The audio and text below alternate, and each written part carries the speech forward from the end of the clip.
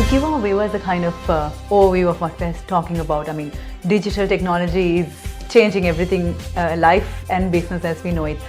What are the main trends that are overtaking the globe, if we take from an international standpoint in terms of digital technology? So when you talk about trends, I think depending on the source and depending on what you follow, you hear a lot of buzzwords these days, a lot of hype around some technologies and so on. But I think one thing that we all know of is how artificial intelligence is now taking over.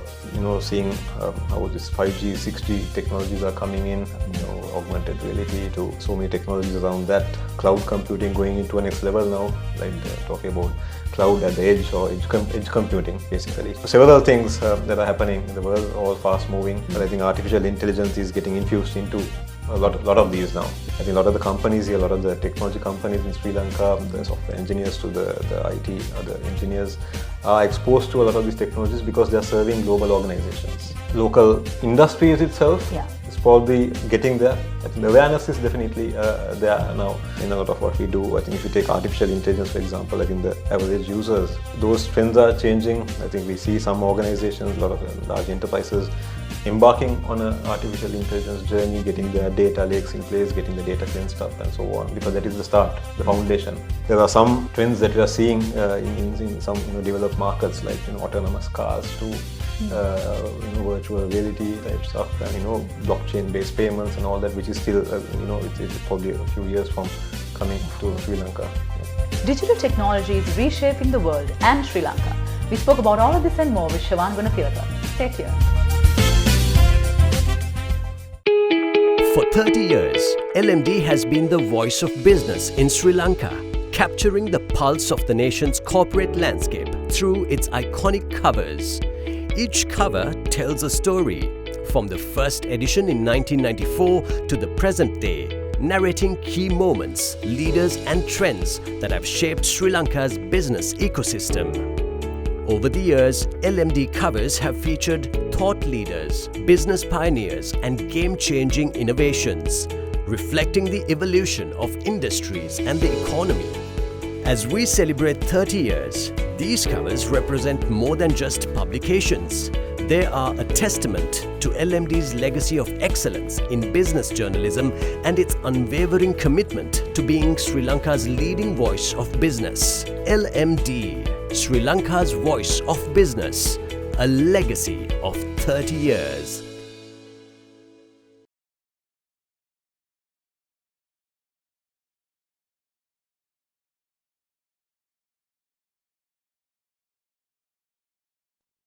Hello and welcome to LMDtv. The topic of conversation today is trends in IT. And I'm here with the CEO of Millennium IT ESP, Shevan Goonetilleke. Shevan, welcome to our show. Thank you. Welcome. To give our viewers a kind of overview of what we're talking about, I mean, digital technology is changing everything, life and business as we know it. What are the main trends that are overtaking the globe, if we take from an international standpoint in terms of digital technology? Yeah, so when you talk about trends, I think depending on the source and depending on what you follow, you hear a lot of buzzwords these days, a lot of hype around some technologies and so on. But I think one thing that we all know of is how artificial intelligence is now taking over a lot of what we do, both in enterprises and even in day-to-day users, right? So I think that is one key trend that we are seeing. But then artificial intelligence is getting infused into so many other things that we are doing now from a technology perspective, even things like cyber security, right? I think the cyber defenses are getting strengthened using artificial intelligence to do automated threat detection and stuff like that. And then you start, seeing how this 5G, 6G technologies are coming in, augmented reality to so many technologies around that coming in, and you see cloud computing going into a next level now, like they're talking about cloud at the edge or edge computing basically, right? So several things that are happening in the world, all fast moving, but I think artificial intelligence is getting infused into a lot of these now. Yes. Right? So, and with Trump coming in and investing all in AI, I think it's just going to quadruple. Just this morning there was an announcement that they are investing $500 billion there we go. into artificial intelligence data centers. Right? So lots there's to a lot look forward to look forward to, definitely. Yes. And how are these trends kind of localizing, if I may ask? What is it looking like in Sri Lanka for this year? So Sri Lanka, obviously, I think depends on how we look at it. I think the technology industry, right, who are very much exposed to a lot of these things, and I think a lot of the companies here, a lot of the technology companies in Sri Lanka, the software engineers to the IT other engineers are exposed to a lot of these technologies because they are serving global organizations. Right, and they need to skill up, they need to understand the technologies and so on. So they are getting exposed to artificial intelligence, to blockchain technologies, to the latest trends in cybersecurity and so on. If you take the local industries itself, it's probably getting there. I think the awareness is definitely there now in a lot of what we do. I think if you take artificial intelligence, for example, I think the average users, day-to-day users also are starting to use things like ChatGPT to, Bard to now Google is on it, so Google and all that, right? So and it's changing how we work.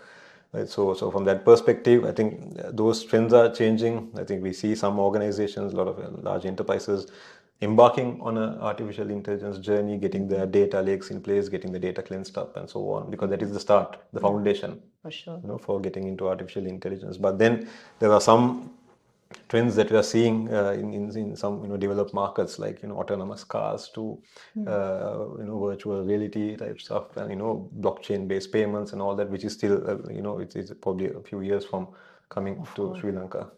And in terms of artificial intelligence, I mean, like you said, it is happening, but is it happening fast enough in Sri Lanka, like the awareness?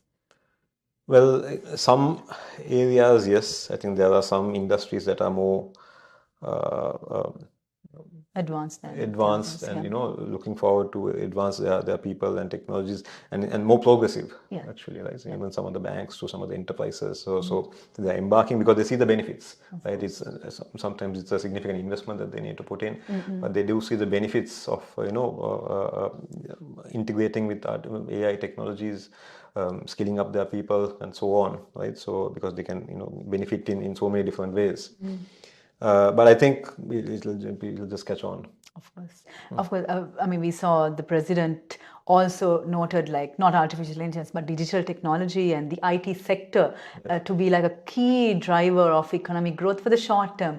In Sri Lanka. In Sri Lanka. Yes. What are the main opportunities that you see in the short run? So I think information technology, and I think it's IT itself, and has always been a catalyst for economic growth, right? And I think you can look at it in two ways. One is in terms of the revenue, right? If you're looking at economic growth, one thing is the revenue. I think there are several revenue opportunities that it has created already. There's a lot more potential as well in terms of if you take IT exports, right? In terms of servicing global organizations, we have a lot of companies here who do that already. But I think the potential is higher. We can do a lot more in terms of exporting those services. We have other companies set up in Sri Lanka who are more captive development centers, right? So they basically are an IT arm or a software arm for the large organization somewhere else in the world. We've seen product engineering companies come up, right? And then we've seen some of those large companies in Sri Lanka done really well. They've got a good exit and so on, which also creates a economic opportunity for the country. At the same time, I think some of the digitization initiatives that the president and the government are talking about now, and also have been spoken of in the past, can also help on the other aspect of the economy, is about how do you manage your cost. Right. So it's about digitizing citizen services, creating that integration between systems, making sure that there's no duplication, there's much more efficiency, there's more transparency, and so on. So there are a lot of opportunities if if the digitization works in Sri Lanka, right? For both from a revenue perspective and also managing the costs and efficiencies.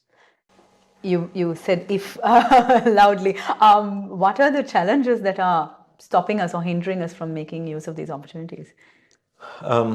Again, I think from a revenue standpoint, I think the demand is very high globally. I think there is a demand for qualified engineers. I think we probably can do a bit more on the supply side, right? I think in terms of the qualified engineers coming out to skilling, training engineers. I think there's potential to have more in the market out there, and I think there's work to be taken globally. And then obviously on the digitization locally. I think we've had challenges. I think there have been great plans, great ideas, great strategies, but then it comes down to consistency in policy. Yes. Right? I think policies cannot be changing every few months or couple of years, and then obviously strong leadership who will just execute and get the job done, cut through the noise and get it done. Right? And I think those are challenges that we've had in the past. Hopefully we'll not see them again. Yes. Yeah. It's time now to take a very short break, but we'll soon be back to talk more about trends in IT.